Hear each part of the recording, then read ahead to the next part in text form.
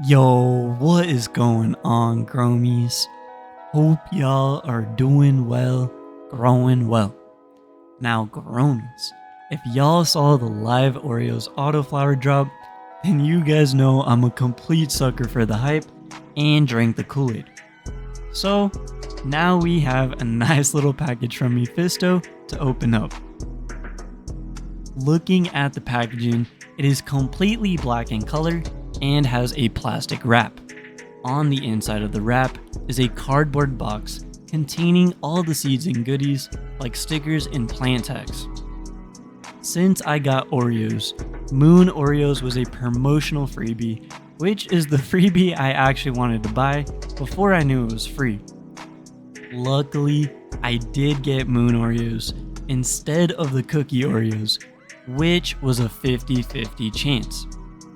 And also to my surprise, there's a wedding cake crossed with Grape Walker Kush freebie pack, which sounds pretty damn fire. Anyways, in this new How I Grow Autoflower Weed series, I'll be showing from the very start to the very end every step on how I grow autoflowers, with the first step being the environment and components. For my environment, I'm using a 2x4 grow tent along with the complete inline fan controller setup. The fans in this tent are just generic Honeywell fans, which honestly I've seen some run for 5+ years, never turning off, so going with the old reliable. Lighting is a big deal when it comes to growing cannabis, especially indoors. I decided to invest in the MeGrow Array 4 due to the company being completely transparent with all other light companies, and plus the owner Shane is a growmie. Now that we have the tent environment set up, it's time to figure out how are we going to grow these Oreo autoflowers. To grow autoflowers, you growmies know me, I still have many experiments to test and draw conclusions on, so I'll be testing growing in 7-gallon fabric pots, which I've never done before. The reason that I'm choosing a 7-gallon pot is most autoflower grows start to fade way too early due to the medium not having enough nutrients. After using Roots Organic, HP Pro Mix, Gaia Green, Happy Frog, you name it, I still run into the issue of the plants developing deficiencies at certain points throughout the grow.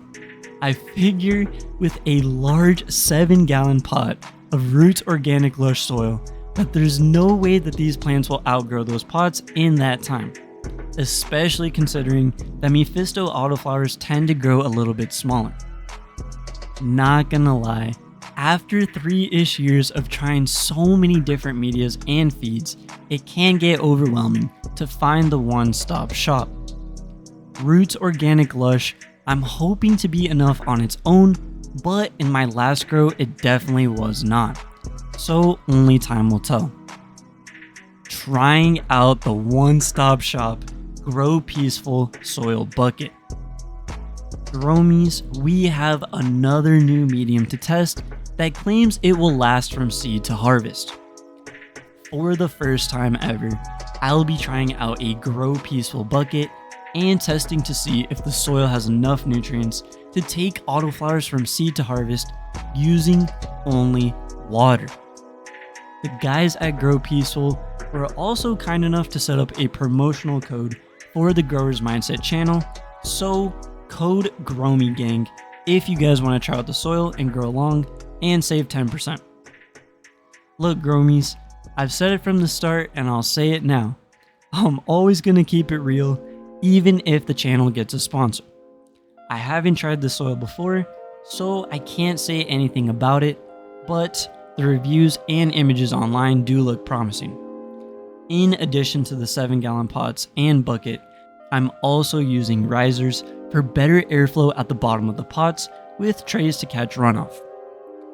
Since Roots Organic Lush is a semi-hot soil, I decided to mix a bit of HP Pro Mix at the top to lighten the amount of initial nutrients that the seedling would be introduced to.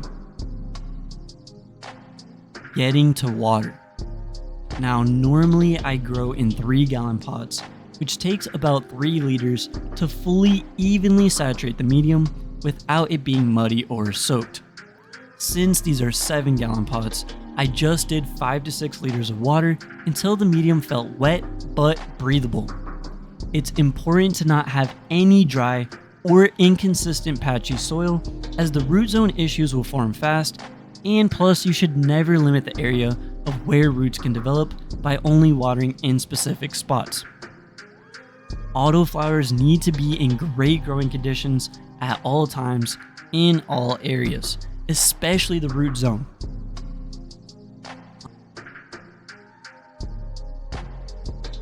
For the Grow Peaceful bucket, it contains 4 gallons of soil, so I went with 3 liters of water, and after 2 minutes, we can see that the medium was evenly saturated and had some slight runoff.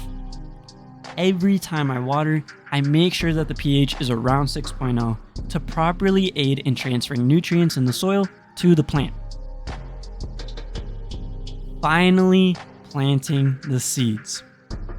To plant these seeds, I decided to go with the ultimate classic, fail-proof germination method of seed directly into soil with a humidity dome. This is the only way I germinate my seeds, and so far it has worked above a 99% success rate. And well, this is where we leave off, growmies, for episode 1. Typically, if everything goes as expected, we should have complete sprouts in less than 72 hours. I am planning on doing weekly episodes of MephistOreoz videos documenting the life cycle of this particular strain, so expect episode 2 by next week. Also, growmies, this is a collab between Growers Mindset and 113 Grow Show, so go check out Carter's channel to see how he grows Oreos. Anyways, growmies, thank you guys for watching. If you enjoyed the video, please leave a like and comment. Keep it up out there, growmies, and stay motivated in this beautiful medicinal hobby. #GrowmieGang.